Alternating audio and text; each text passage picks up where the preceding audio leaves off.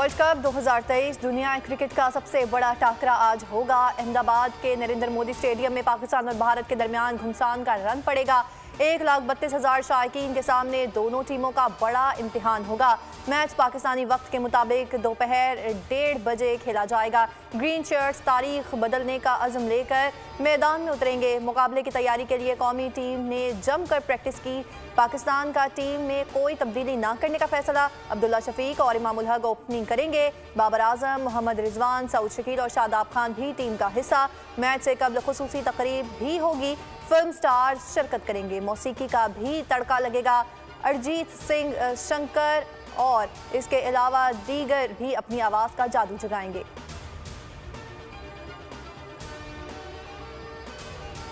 भारत के खिलाफ मैच के लिए पुरएतमाद और पुरजोश है, जबकि जानते हैं कि पूरा स्टेडियम भारत की टीम को सपोर्ट करेगा।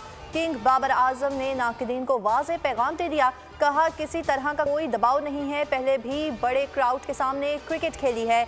मैच में टॉस अहम होगा। एक सवाल पर बोले, अल्लाह ने जितना मेरे लिए लिखा होगा उतना ही मिलेगा। एक मैच में जीत की वजह से कप्तानी मिली और ना ही एक मुकाबला हारने के बायस क़यादत हाथ से जाएगी, इसका मुझे यकीन है। रोहित शर्मा ने कहा, पाकिस्तान एक क्वालिटी टीम है, मुकाबला बराबरी का होगा, गलती की गुंजाइश नहीं है। विराट बोले, पाकिस्तान के खिलाफ चैलेंज होता है। शाहीन शाह ने कहा कि हरीफ टीम को होम ग्राउंड पर हराने का मजा ही अलग है। हसन बोले, वर्ल्ड कप में सबसे बड़ा हदफ हासिल करने के बाद कौमी टीम का मोराल बुलंद है। कोशिश है मेगा इवेंट में कौम को मायूस ना करूं।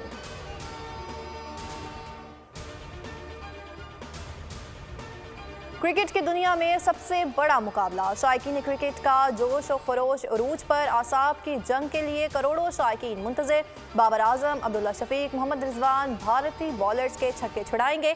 शाहीन शाह अफरीदी, मोहम्मद हारिस, हसन अली भी इंडियंस को छठी का दूध याद दिलाएंगे। शायकीन क्रिकेट पुर उम्मीद, कहते हैं इंशाल्लाह पाकिस्तान भारत को होम ग्राउंड पर धूल छटाएगा।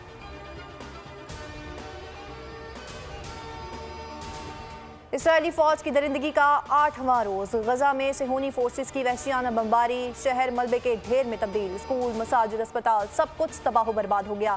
इसराइली हमलों में शहीद फ़लस्तीनियों की तादाद 1900 तक जा पहुंची। शोहदा में 500 से ज़ायद बच्चे और 300 के लगभग ख़वातीन शामिल। 7138 जख्मी। अस्पताल लाशों और जख्मियों से भर गए। नमाज जुमा भी अदा ना करने दी गई। गैर इंसानी नाकाबंदी और अद्वियात और खुराक की किल्लत शदीद हो गई। ह्यूमन राइट्स वॉच की गजा पर हमलों में सफ़ेद फास्फोरस इस्तेमाल करने की तस्दीक। एमनेस्टी इंटरनेशनल ने सफ़ेद फास्फोरस से हमलों की तहकीकात शुरू कर दी। मगरबी किनारों में भी गोलाबारी से शहीद फ़लस्तीनियों की तादाद 49 हो गई।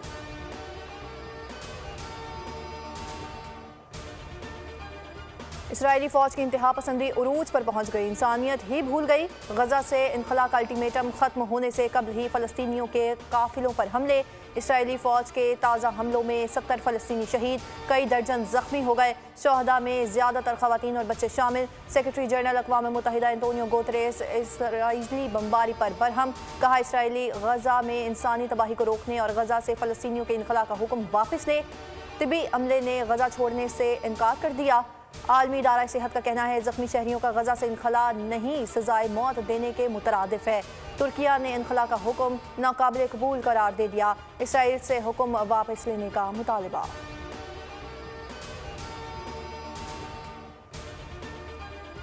हमास का ऑपरेशन तूफान अल-अक्सा जारी। दारुल हुकूमत तेल अवीव के जुनूब में रॉकेटों की बारिश। शहर सायरन की आवाज़ से गूंज उठा। हमास ने अस्कलान पर भी रॉकेट बरसाए। हमास के जंगजू अस्कलान में दाखिल। हमास के हमलों में 247 फौजियों समेत 1300 इसराइली हलाक हो चुके हैं। 3200 जख्मी हैं। हमलों में 27 अमरीकी और 17 बरतानवी शहरी भी मारे गए, जबकि हमास की इसराइली फ़ौज की ज़मीनी हमलों पर बाज रहने की वार्निंग। और तर्जुमान ने कहा, ज़मीनी हमला किया तो इसराइल फ़ौज को नेस्तो नाबूद कर देंगे। हमास ने 13 इसराइलियों को यरगमाल की हलाकत की तस्दीक कर दी। तर्जुमान के मुताबिक यरगमाली अफराद इसराइली हमलों में मारे गए।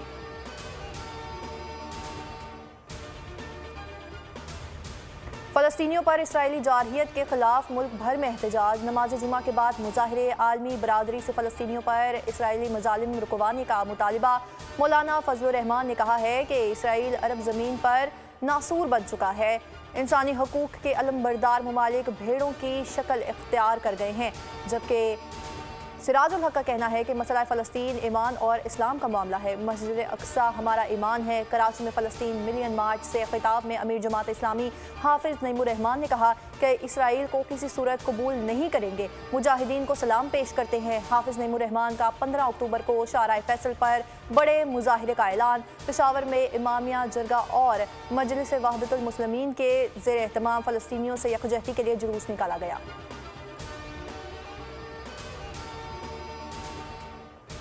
नवाज शरीफ की वतन वापसी के हतमी प्लान का ऐलान। साबिक वज़ीर आज़म सऊदी अरब के क़याम के दौरान शाही ख़ानदान समेत अहम शख्सियात से मुलाकात भी करेंगे। उम्मीद पाकिस्तान तैयारे में UAE से सुबह 8:30 बजे पाकिस्तान के लिए उड़ान भरेंगे। तैयारा 21 अक्टूबर को लाहौर एयरपोर्ट पर लैंड करेगा। खुसूसी परवाज़ में 152 अफराद सवार होंगे।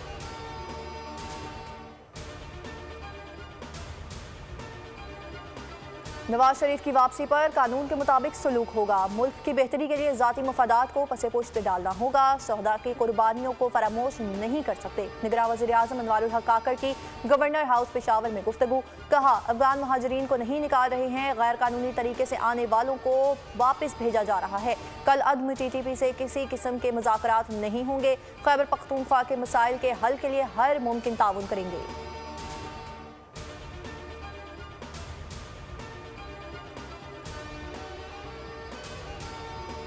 नवाज शरीफ वापस आएंगे तो आटा बिजली सस्ती होगी। मेरा लीडर नवाज शरीफ है। हमने 16 माह में रियासत बचाई है। सियासत गई तो कोई बात नहीं। शहबाज शरीफ का शेखपुरा में नून लीग के जलसे से खिताब। कहा, नवाज शरीफ 21 अक्टूबर को आ रहे हैं। तरक्की के सफर 2017 से ही शुरू किया जाएगा। शहबाज शरीफ ने कहा, फ़लस्तीन के मुसलमानों पर इसराइल मजालिम ढा रहा है। फ़लस्तीनियों और कश्मीरियों को उनका हक मिलना चाहिए।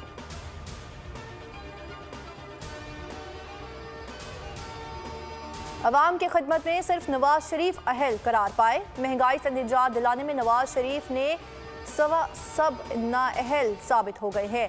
जबकि मरियम नवाज की UC चेयरमैनों, काउंसलर्स और कारकुनों से गुफ्तगू। नवाज शरीफ के इस्तकबाल की तैयारियों का जायजा लिया। सांगढ़ में जलसे से वीडियो लिंक खिताब में नवाज शरीफ ने मरियम नवाज ने कहा कि मईशत को तरक्की देने और महंगाई से निजात दिलाने वाला वापस आ रहा है।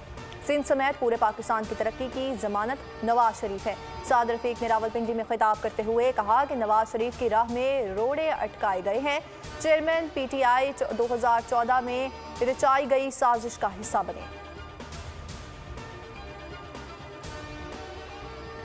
गैर कानूनी तौर पर मुकीम अफराद को पाकिस्तान से जाना पड़ेगा। मुहलत खत्म होने पर स्मगलर्स और लॉन्चों को समंदर में गर्क कर दिया जाएगा। जबकि बलोचिस्तान के निगरान वज़ीर इत्तलात जान अचकज़ई कहते हैं कि जब से आर्मी चीफ ने माफिया को लगाम डाली तो डॉलर 57 रुपये सस्ता हुआ है। चमन बॉर्डर से रोज़ाना 25 खानदान वापस जा रहे हैं। गैर कानूनी मुकीम गैर मुल्कियों के इनखला की मोहलत ख़त्म होने में 18 रोज़ बाकी है। निगरान वज़ीर दाखिला सरफराज बुगटी कहते हैं, जो जाना चाहता है 31 अक्टूबर तक चला जाए। डेडलाइन ख़त्म होने के बाद कोई समझौता नहीं होगा।